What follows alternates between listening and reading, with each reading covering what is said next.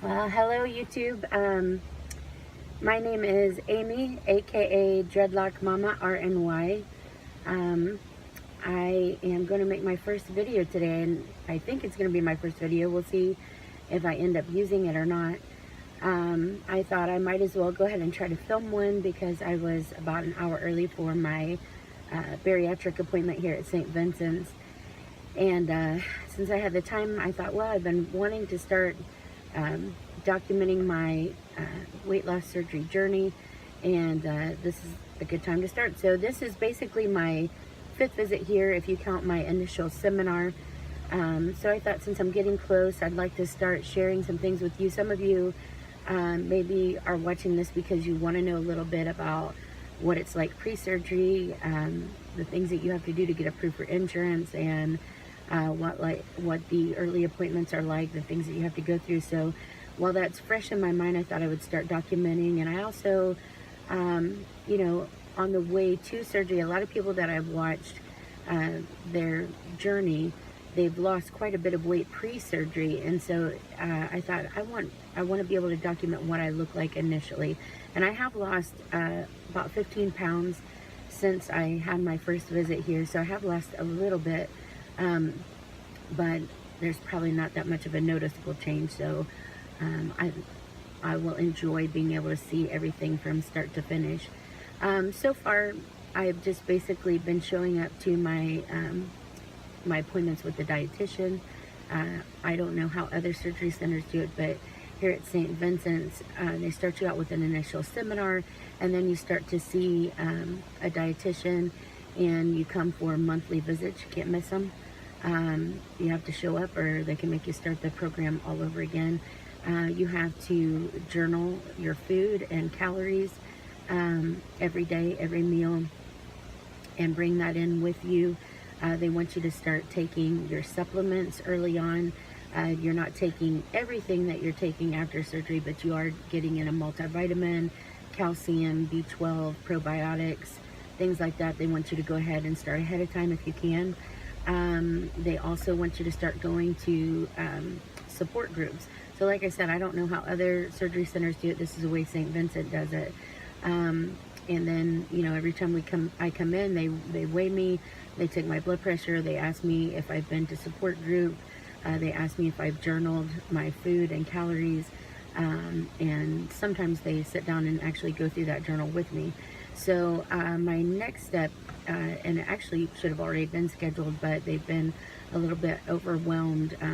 They've had a really high volume of patients that they performed surgery on this last month.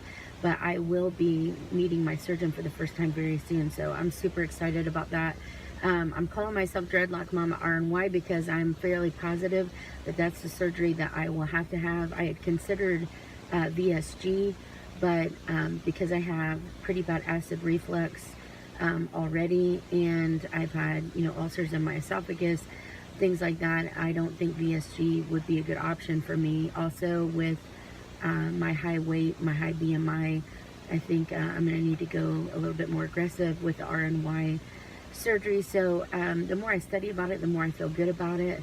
And my reservations for having RNY have severely diminished now, because I've watched a lot of successful weight loss channels on here too, people documenting their journey. So number one, I want to say thank you to the weight loss surgery community, and for all those out there that have shared your stories, because you have inspired me to make this step. It's a scary step to make, but you have inspired me to make this step. So just to kind of give you my stats, I guess I had to do that. I'm 40 years old. I'm 5'2.5". When I came here, day of surgery, or my first appointment, I weighed in at 298.7, and that was back in July of 2017. And the last time I came in and weighed in, which was last month, first part of October 2017, I was down to 283.7. So I have a high BMI. I know it could be worse, but I know that I'm to the point, being 5'2", 5'2.5", and 40 years old and close to 300 pounds, it is nearly incapacitating. So what brought me to this place? You know, it's been several different things. I have not been overweight my whole life. Through high school, I was always a little bit more curvy than my friends. When my friends were weighing in between 100 and 110, I was weighing in more like 125. I've always been big busted. I matured a lot earlier than the other girls. And I think my highest weight towards the end of high school was in the 150s.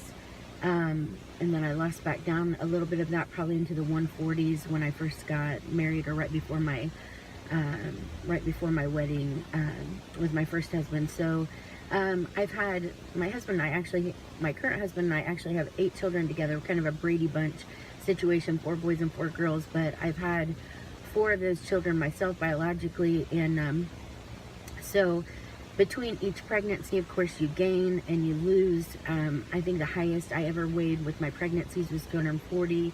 And then I would always lose back down into like the 170-ish range. And that's probably where I have spent a lot of my adult life before the last, I would say before the last 8 years or so. I was down closer towards the 170-ish range, 170, 180. But I, about 8 years ago, was diagnosed with systemic lupus. And shortly after that, I was diagnosed with another autoimmune disease called myasthenia gravis, which affects the way that your signals are given to your muscles. So it affects the acetylcholine that helps your nerve conduction with your muscles. So a lot of that 8 years I spent in the hospital or on a walker or in a wheelchair, and just that not being able to be active at all, and probably eating a lot more out of just boredom. I don't know. I don't really eat much when I'm depressed. I lose my appetite a little bit. I'm a little bit different than other people with that, but just because I was sitting around the house a lot, not really able to do much during those times when I was having a flare-up or really sick. I put on quite a bit of weight. My body actually seems to pad against inflammation. Also, I know some people really lose weight when they have a high amount of inflammation in their body.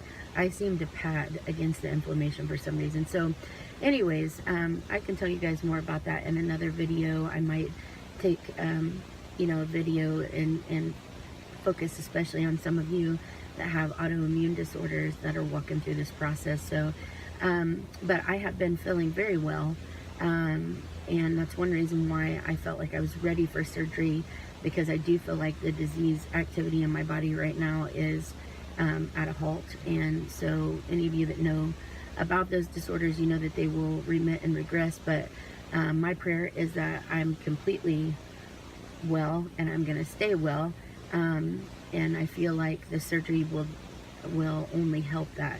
So that's one reason why I'm really excited to have this done. I think that's all that I want to talk about for today. On this channel, you can expect me to probably do a few videos on dreadlocks. I've had my locks for about 4.5 years now. And so that's something that I also got inspired by YouTube to do.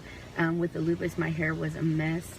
It affects your hair a lot, and it was either chop it off or figure something else out. And so I decided to dread it, and I actually love it now that I've done it. So and I figured out how to do that through YouTube. So I may do a few videos on that, but mostly I'm going to be documenting my weight loss journey, and hopefully I'll be good about making updates, and I'll be able to share a lot of helpful information with you guys. So as I go through the rest of the steps with insurance, with my pre-visits, I'll try to keep you up to date on how those go. I think the only thing that I forgot to mention was that I did have a psychiatric evaluation. That's nothing to be afraid of. They really just want to make sure that you're kind of mentally ready to do this, and I think that's important. And they also just want to make sure that you're capable of caring for yourself after surgery. They don't want you to hurt yourself after you've had this surgery, not properly take care of yourself or take your vitamins, things like that. So they just want to make sure you're mentally capable of that.